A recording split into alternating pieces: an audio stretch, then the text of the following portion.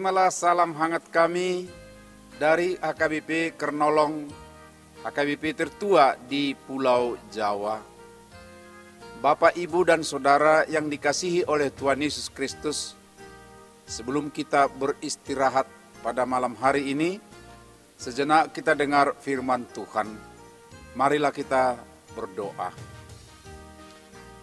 Terima kasih ya Allah Bapa, Allah yang maha baik memelihara hidup kami sepanjang hari ini. Engkau sertai kami dalam aktivitas kami, hingga kami boleh mengakhiri di sore malam hari ini. Sebelum kami beristirahat, kami mau mendengar firman-Mu. Ya Tuhan, di dalam roh-Mu, biarlah kami boleh memahami, melakukan apa yang Tuhan kehendaki. Terima kasih, di dalam anak-Mu Yesus Kristus kami berdoa dan bersyukur. Amin. Firman Tuhan bacaan pada malam hari ini sesuai dengan Almanak AKBP adalah yang tertulis dalam 1 Raja-Raja pasal 16 ayat 29 sampai pasal 17 ayat 6. Dan yang menjadi pembimbing renungan adalah dari ayat pasal 17 ayat 1. Lalu berkatalah Elia orang Tisbe dari Tisbe Gilead kepada Ahab, demi Tuhan yang hidup, Allah Israel yang kulayani, sesungguhnya tidak akan ada embun atau hujan pada tahun-tahun, kecuali kalau kukatakan. Tidak akan ada embun atau hujan. Ketika selesai masa air bah di zaman Nuh, terdengar suara anugerah ilahi berupa janji pemeliharaan Tuhan akan kelangsungan hidup manusia di tengah dunia ini. Demikian firman Tuhan dalam Kejadian 8 ayat 22. Selama bumi masih ada, takkan berhenti-henti musim menabur dan menuai, dingin dan panas, kemarau dan hujan, siang dan malam. Padahal pada zaman Raja Ahab, yaitu abad 9 sebelum Masehi, justru muncul suatu pernyataan tegas bahwa tidak akan ada embun atau hujan untuk beberapa tahun, kecuali jika dikatakan oleh Nabi Elia. Ada apa ya? Kok bisa sampai embun saja berhenti untuk beberapa tahun? Dan ini mungkin bisa menjadi bagian dari perenungan kita di masa-masa sulit di sekitar atau mungkin juga pengalaman kita sendiri.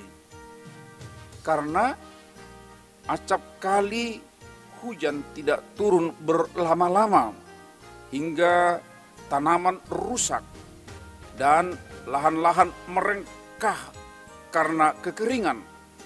Ternak pun kehausan, serta manusia pun kewalahan mengambil air dari sungai atau sumur yang amat jauh jaraknya dari tempat tinggal. Malam ini kita mau dengar mengapa terjadi di Israel masa Raja Ahab penghentian hujan, bahkan embun untuk beberapa tahun.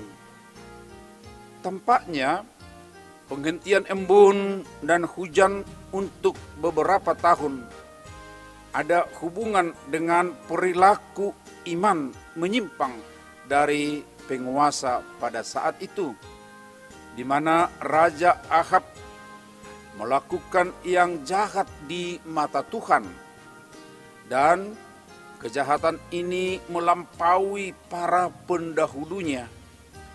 Dia mengambil Isabel, orang Sidon, menjadi istrinya, serta dia beribadah dan menyembah kepada dewa Baal. Tindakannya pun sangat menyakiti hati Tuhan dan rakyatnya, sebab Ahab membangun mezbah di Samaria dan kuilnya, yaitu di ibu kota kerajaan Israel Utara. Dilengkapi lagi dengan membangun patung Asyera. Atas hal inilah Tuhan mengutus Nabi Elia menyampaikan teguran, bahkan berupa hukuman. Sesungguhnya tidak akan ada embun atau hujan pada tahun-tahun ini, kecuali kalau kukatakan. Demikian dikatakan Tuhan melalui Nabi Elia. Nabi Elia berkata di sini adalah atas nama Tuhan, bukan secara pribadi. Artinya, apa yang dikatakannya itu adalah berdasarkan kedekatannya kepada Tuhan. Kita simak penghentian embun dan hujan bukan untuk selamanya, melainkan untuk beberapa tahun saja. Dan itu pun bisa saja tidak sampai setahun apabila Nabi Tuhan memintakan hujan. Dengan demikian kita pahami bahwa pengendalian hujan itu tetap di tangan Tuhan. Namun menahan hujan dan embun dipakai oleh Tuhan untuk menegur, bahkan menghukum umat yang tidak taat kepada Tuhan.